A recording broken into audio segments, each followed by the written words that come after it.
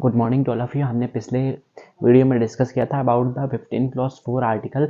हम इस वीडियो में देखेंगे कि जो 15 क्लॉज 4 आर्टिकल था उससे रिलेटेड फिर एक केस कोर्ट में गया, हम उसके बारे में डिस्कस करेंगे। Due to 15 clause 4 M R Balaji case arise. ये प्रीलिम्स और मेंस दोनों के पॉइंट ऑफ व्यू से पॉलिटी में इम्पॉर्टेंट है, क्योंकि इन केसेस के जरिए आप एग्जाम्पल प्रोवाइड कर सकते हैं किसी भी आर्टिकल को समझाने में। क्योंकि मैंने बताया था आपकी एक चंपकम दोहराई केस था, फिर फर्स्ट अमेंडमेंट जो कॉन्स्टिट्यूशन ने किया था वो चंपकम दोहराई केस के जरिए ही उन्होंने किया था। तो क्या हुआ कि इन केसेस को हमें बेस बना करके यहाँ आर्टिकल्स को अच्छे से समझा सकते हैं। हाँ, क्योंकि इन्हीं केसेस की वजह से नए नए आर्टिकल्स आए हैं हमारे कॉन्स्टिट्यूशन में। जो हमारा मेन कॉन्स्टिट्यूशन का थीम है वो तो हमें पढ़ना ही है, लेकिन जो अमेंडमेंट होके नए नए आर्टिकल्स आए हैं, नए नए क्लॉज उसमें इंक्लूड हुए हैं, वो भी हमें पढ़ने हैं।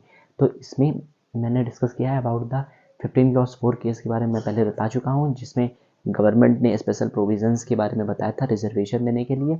हाँ, अब इसमें जो एम.आर. बालाजी केस आया, हम उसके बारे में डिस्कस करते हैं कि इसमें क्या क्या हुआ। देखते हैं एम.आर. बालाजी केस। इसमें क्वेश्चन मेजरली हर स्टेट से ये क्वेश्चन पूछा जा रहा था कि क्या कोई लिमिट नहीं है रिजर्वेशन देने की, कहीं कहीं पे 70% रिजर्वेशन मिल रहा था, कहीं कहीं पे 80% मिल रहा था। मद्रास वगैरह में वहाँ पे भी रिजर्वेशन का अमाउंट बढ़ रहा था, यूपी साइड में भी कहीं कहीं रिजर्वेशन बढ़ रहा था। तो कोई रेशियो होना चाहिए। इसलिए जब एम.आर. बालाजी केस एक गया कोर्ट में, तो कोर्ट ने बोला हाँ कि अब ओवर 50% से ज़्यादा रिजर्वेशन अलाउड नहीं है। मतलब जैसे फॉर एग्जांपल अगर कोई भी जैसे फॉर्म भरा जाता है तो उसमें अगर 1000 सीट है तो 500 सीट से ज़्यादा रिजर्वेशन आप नहीं दे सकते। ये इस जजमेंट में बताया गया था एम.आर. बालाजी केस में। तो इसमें क्वेश्चन अराइज हुआ, कैन स्टेट गिव 68% रिजर्वेशन?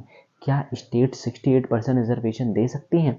ये उन्होंने बोला था। लेकिन इस केस को मात्र 68% नहीं, कहीं कहीं पे 78, कहीं कहीं पे 70% तक भी रिजर्वेशन दिया जा रहा था। तो फिर उस समय कोर्ट ने बोला कि 50% से ज़्यादा रिजर्वेशन देना इनलीगल है। 50% से ज़्यादा रिजर्वेशन नहीं दिया जा सकता, वरना जो जनरल कैटेगरी है उनके साथ में, जो जनरल क्लास कैटेगरी है या अपर क्लास के लोग जो हैं, उनके साथ में भी एक तरह से हाँ उनके अगेंस्ट व्यू होगा। क्योंकि हाँ, उनके साथ देखा जाए तो रिवर्स डिस्क्रिमिनेशन हो जाएगा। मतलब हम भेदभाव मिटाने के लिए दोबारा भेदभाव नहीं कर सकते।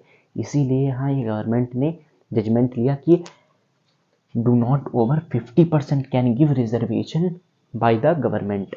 रिजर्वेशन जो है 50% से ज़्यादा नहीं दिया जाएगा। फिर क्या बोला कि only president can add castes in backward class.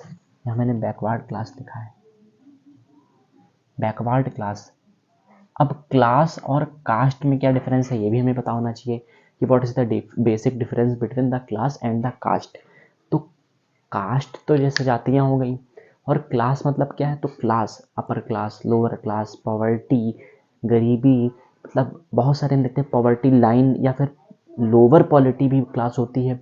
मतलब जैसे मिडिल क्लास कहते हैं, अपर क्लास कहते हैं, लोअर क्लास कहते हैं, फिर बिलो लोअर क्लास होती है जिसे हम पॉवर्टी लाइन के नीचे, मतलब गरीबी रेखा के भी नीचे मानते हैं।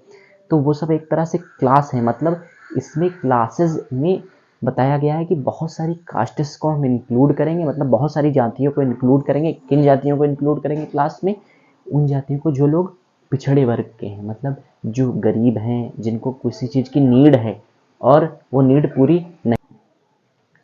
तो मैंने डिस्कस किया है यहाँ पे कि स्टेट्स जो हैं हाँ वो 50% से ज़्यादा, स्टेट मतलब यहाँ पे गवर्नमेंट बोला है, गवर्नमेंट 50% से ज़्यादा कैसे भी रिजर्वेशन नहीं दे सकती। ये इस जजमेंट पे ही बहुत मेजर जजमेंट गवर्नमेंट कोर्ट ने दिया था। और दूसरी बात क्या बोली कि प्रेसिडेंट, मैंने बताया कि क्लास और कास्ट में क्या डिफरेंस है, तो मैंने बता दिया कि क्लास क्या होती है और कास्ट क्या है। हाँ, तो क्लास में बेसिकली ये बताया मैंने हाँ कि middle class, upper class, lower class, ऐसे बहुत सारी क्लासेज हैं। मतलब क्लास समझ सकते हैं हाँ कि जैसे वो बड़ा व्यक्ति वो छोटा व्यक्ति, इस तरह से हम समझ सकते हैं क्लास को। और कास्ट तो आम जनजातियाँ। तो इन क्लासेज में जनजातियों को रखा गया। हाँ, तो उसमें बेसिकली एससीज और एसटीज और ओबीसी में ऐसी कुछ कास्टें आ रही थी, ऐसी जातियाँ आ रही थी जो पिछड़े वर्ग की थी, तो उनमें बैकवर्ड क्लास में उनकी कैटेगरीज को, उनकी कास्टेस को रखा गया। हाँ, उनकी जातियों को रखा गया। तो कहा कि प्रेसिडेंट केवल उनकी कास्ट को, जो बैकवर्ड क्लास में कुछ ओबीसी की जो कास्टेस हैं, अभी भी जो जातियाँ हैं, तो उनको रिमूव भी कर दिया गया है। हाँ, ये बैकवर्ड क्लासेस से। तो कहा कि जो बैकवर्ड क्लास की लिस्ट होती है, जो बैकवर्ड क्लास की लिस्ट होती है, तो उस लिस्ट में, जो बैकवर्ड क्लास की लिस्ट है, तो उस लिस्ट में केवल जो प्रेसिडेंट होगा वही ऐड कर सकता है, नई जातियों को या जातियों को रिमूव करना चाहे तो वो भी, तो वो प्रेसिडेंट ही केवल कर सकता है। ये इस पॉइंट का मीन्स है, ये president can add castes in backward class. जो जातियां हैं उनको बैकवर्ड क्लास में केवल प्रेसिडेंट ऐड कर सकता है। फिर क्या बताया, फिर अब नॉर्मली यहाँ केवल 2 ही जजमेंट इसमें दिए गए थे। Hence there is class based reservation, मतलब हमारे भारत में क्या है, क्लास बेस्ड रिजर्वेशन है, not a caste based reservation. क्योंकि अगर जातियों के लिए रिजर्वेशन होता, हाँ, तो फिर केवल एक जाति, जैसे फॉर एग्जाम्पल जैसे मिश्रा है, शुक्ला है, तो केवल इन्हीं के लिए यहाँ रिजर्वेशन देंगे। लेकिन ऐसा नहीं किया गया है, क्लास बेस्ड रिजर्वेशन है। तो अगर मिडिल क्लास को भी कोई रिजर्वेशन देना है तो हम उस बेसिस पे दे सकते हैं। तो उसके जो क्लास होगी, हाँ, तो बैकवर्ड क्लास, हाँ, मोस्टली बैकवर्ड क्लास को रिजर्वेशन दिया जाता है। रिजर्वेशन हमेशा उसे देंगे जो पिछड़ा हो, हाँ, तो या पॉवर्टी लाइन के नीचे हो। तो जो लोग ऐसे होते हैं, तो कई कई विलेजेस में भी रिजर्वेशन दिया गया है। हाँ, कई सारे ट्राइबल्स, नॉन ट्राइबल्स को भी रिजर्वेशन दिया गया। तो इसमें केवल बेसिक इतना स्ट्रक्चर बताया कि 50% से ज़्यादा रिजर्वेशन कोई भी गवर्नमेंट नहीं दे सकती, और प्रेसिडेंट उस लिस्ट में जातियों को इंक्लूड करेगा जो बैकवर्ड क्लास की लिस्ट होगी। Thank you, have a nice day. Please take a screenshot.